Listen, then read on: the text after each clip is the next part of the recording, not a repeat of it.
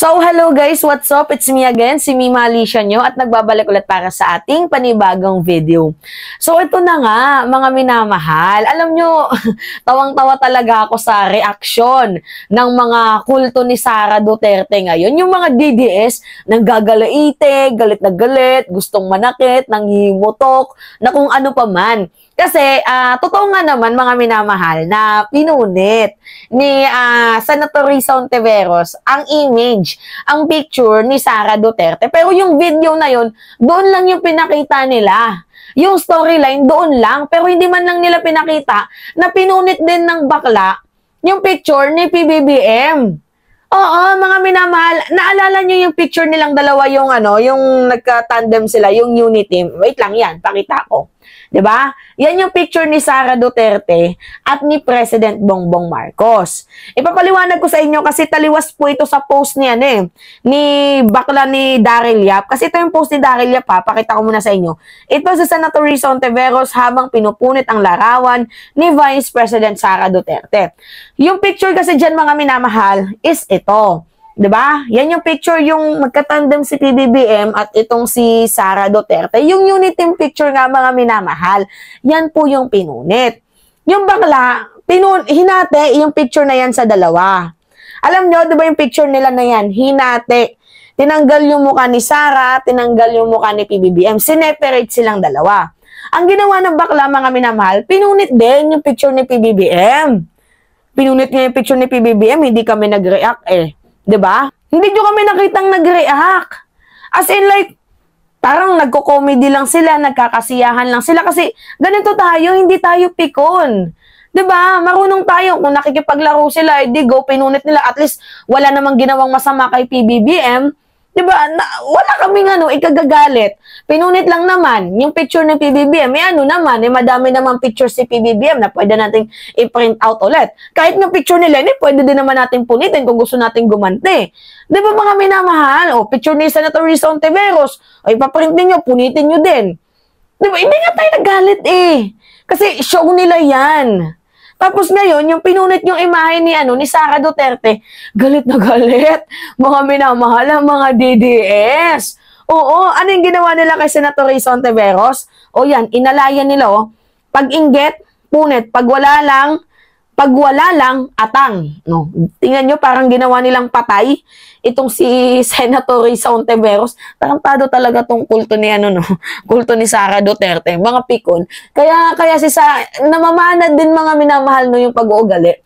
Kung ano yung nasa environment ninyo, namamana din talaga. Tingnan nyo itong si Sara Duterte pikon. Bratinela, tingnan nyo yung kanyang mga alipores, ganun din. Pare-pare sila ng pag-uugali, mga pikon, mga bugnutin, sinusumpong. Kasi simpleng bagay pinunit, edi gumawa din kayo ng picture ni Risa Hontiveros na punitin ninyo. Ganun lang kasimple. Di ba, mga minamahal? Kung gumanti din kayo kung gusto ninyo. Hindi yung, ang dami nyo pang puda, ang dami nyo pang satsat. Pero mga minamahal, ito yung totoong video. Lagi tayong may reference. Pakita ko sa inyo Wait. Ito yung totoong video Yan. Yan yan. Nagkakasiyahan sila dyan.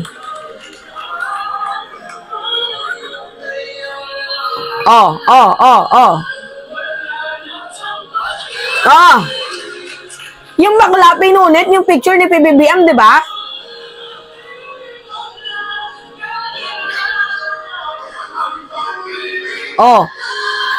Binigay niya kay Senator Risa Hontiveros.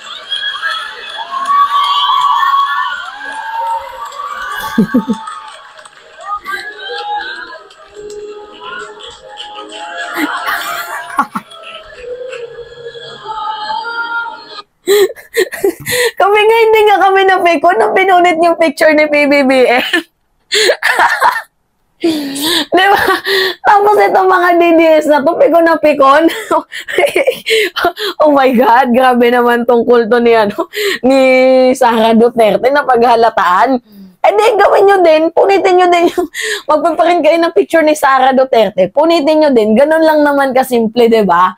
Hindi yung, Diyos niyo, Santa Barbara Bendita, lait-lait na issue, pinapalaki ninyo. Tama ba yun yung mga ganyang mindset? Maliit na issue, pinapalaki, samantalang yung mga totoong issue, hindi nyo pinapansin? Ha? Yung pera ng kaban ng bayan, hindi niyo yan pinapansin na sobra-sobra yung pangungurakot na ginagawa ni Sara Duterte. Yung inhumane approach niyang kanyang ama, hindi niyo man lang napansin yun. Samantalang yung pinunit lang yung picture, galit na galit, naghihimuto kayo na parang gusto niyong manakit. Ay, siguro ngayon mga minamahal, dapat mapansinan nila to. Ito pakita ko sa inyo. Ano yung sabi dyan? Marcos satisfaction trust rating rise. Duterte scores decline. Yan yung sabi ng Tangere survey, mga minamahal. See?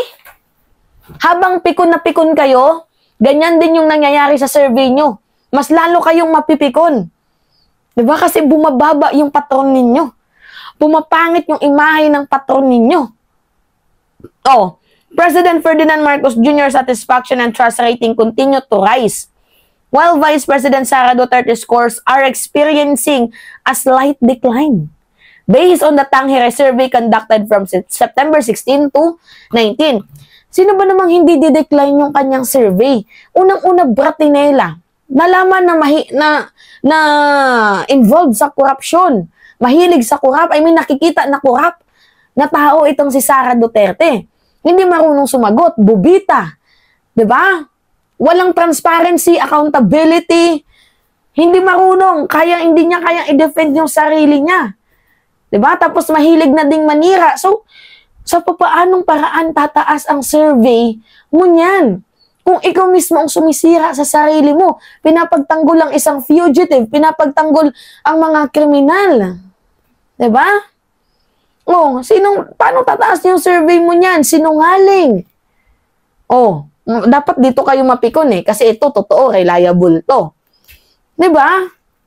Tapos mapipikon sila doon sa sa picture na pinunit, awit naman tong mga ni Sara Duterte. Grabe no, mga minamahal. Picture lang kinagalitan ninyo, samantalang yung pagnanakaw sa kaban ng bayan, tahimik kayo. Dapat magalit kayo sa ginagawang pagnanakaw sa kaban ng bayan. Dapat magalit kayo sa mga ginagawang pamamalakad nila sa ating bayan nung iniwan tayo ng bagyo. Dapat doon kayo magalit. Yung bilyones ang hinihingi na pondo pero hindi man lang ma-justify kung saan gagamitin. Doon kayo magalit kasi klarado mga minamahal ang ginagawang korupsyon. Hindi yung sa picture lang, may goodness. Okay sana kung yung mukha ni Sara Duterte mismo, yung mukha talaga niya na totoo, yung kinunot at pinunit, no? Kaso hindi naman, picture lang naman yun. Dapat nagalit kami, pero anong ginawa namin? Hindi ka naman kami nagalit. Picture yun nila ni PBBM, di kami nagalit. Natawa nga lang din kami. Siyempre, show nila yan. Diba? Show nila yan. Di wow kung show nila. Hayaan natin. Diyan sila masaya Babaw naman ng kaligayahan itong mga DBS na to. Babaw ng utak. Napaghalata ang bobo. From August to September, President Marcos satisfaction rating rose from 46% to 46.4%, from 58.5% to 58.8%. Diba? Tumataas yung survey ni PBBM, no? Yan na naman po mga minamahal yung isa sa mga hindi matatanggap ng mga diles. Bakit hindi nila matanggap mga minamahal? Kasi nga gusto nila si Sara lang yung angat. Gusto nila si Sara lang yung kumikinang. Paano kikinang ang isang kininam? Paano kikinang yung isang taong palubog na? Hindi natin siya pinapalubog Siya kasi yung lumulubog sa sarili niya. 'Di ba? Anyway, mga minamahal, yun po. Grabe, pikon. Kawawa, mga pikunin. Pangit nila maging best friend, mga pikon. So anyway, mga minamahal, yun po. It's me again, si Mima Alicia nyo, at nagbabalik ulit para sa ating panibagong video. Maraming salamat, mga minamahal.